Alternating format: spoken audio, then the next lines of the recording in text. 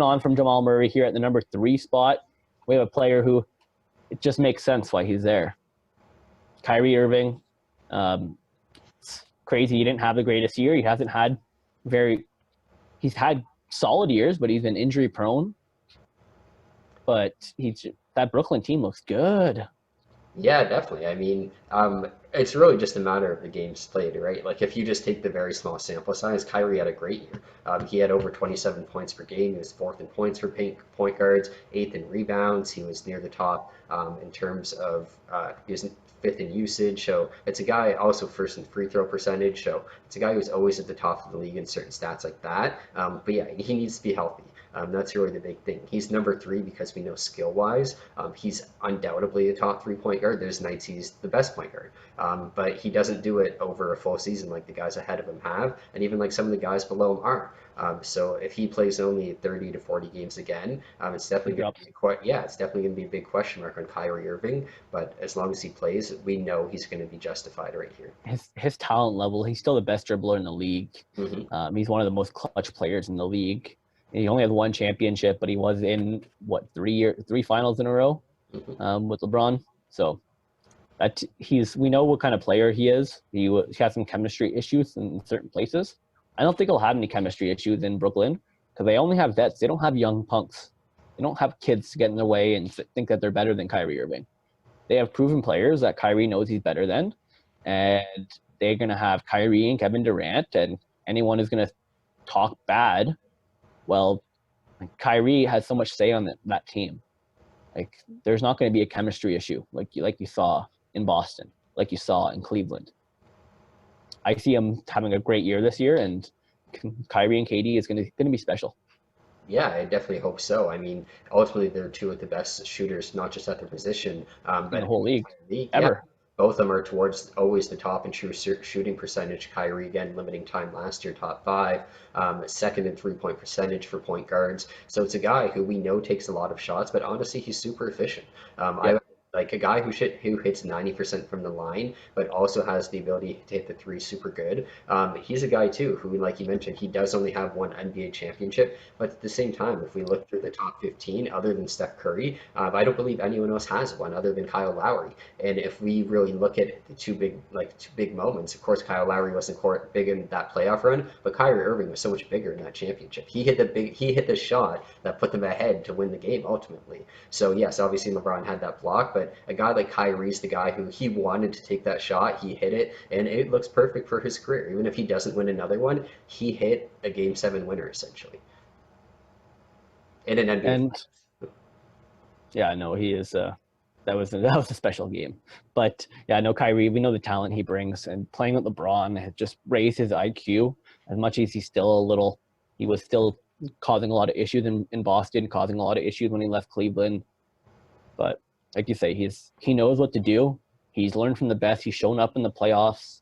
The difference between him and a player like Jamal Murray, he's proven himself in the regular season. Like Yeah.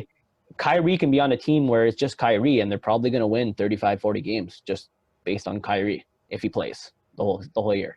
Yeah, and I mean it's a guy who, like you said, after playing with LeBron, he did really take the next big step where his points per game went up Jumped. dramatically, and it's been consistent throughout. He's been a leader of a couple teams who, unfortunately, they haven't had the playoff success we'd like in Boston, but they were a number one seed, I believe, that first year he was there, or second year he was there.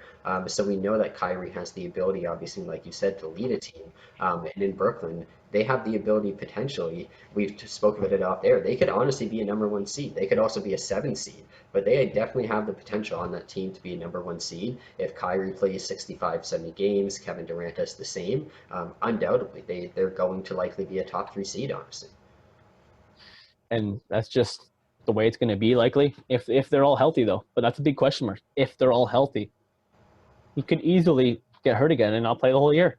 Definitely. We But don't know, if right? yeah, if they do play though, it just seems like Kyrie definitely, even though some people critique his media comments, it just feels like he's in his own zone where he just doesn't care anymore. He just wants to put the ball in the net and he just wants to win. And it really just feels like even last year in that limited time, he just took another step where he's just like he's on another level. He's in his zone. He doesn't care, like I said, what anyone's thinking. And that's why I think no matter like Kyrie deserves the top 3 spot because I'm confident he's gonna play. But yeah, if he doesn't, it's hard too, right? Like it really comes down to a guy like Steph Curry, who you had number three, where they're in a Yep. similar situation where they didn't play a lot, and you could definitely put Steph Curry number four right behind Kyrie based off what he's done before. And that just happens to be that both of us were more confident in Kyrie than both of us were more confident in Curry because you were very confident in Steph versus I wasn't. Very confident in So Curry. yeah, so that's Very just confident.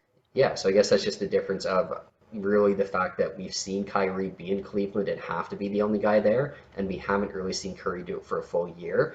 So we see how they take it. I just know alongside an All-Star, Kyrie's going to look very good this year.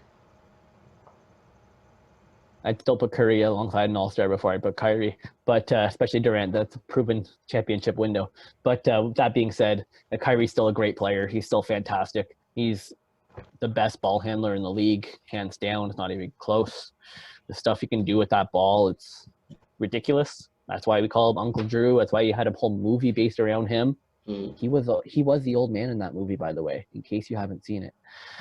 Just a little tips. It wasn't a 75-year-old man. It was Kyrie Irving dressed as an old man. No, But I think a great big movie. Yeah, I think a big stat for him too is even though his turnover number isn't the lowest among point guards, his turnover percentage for if you actually factor in those 20 games last year was the lowest among starters. Where in terms of when he has the ball, the amount of times he turns it over based off that was the lowest for starters. So yes, he might Fantastic ball handler. exactly. He might not always like his turnover numbers might be higher than a guy like Van Vliet or Murray, but in terms of the possessions he's going to lose, it's going to be very few. He's one of the best in the league at that. Like I seen a play the other day where LaMelo Ball was just dribbling all casually, and Malachi Flynn came by and just took the ball from him like there was no tomorrow. Yeah, And I just can't see that happening to Kyrie Irving. definitely not. Definitely not. But with that being said, Kyrie still could be number 2 on this list very easily if he has a great year next year. But right now, I'm putting my money on number 2 before Kyrie Irving.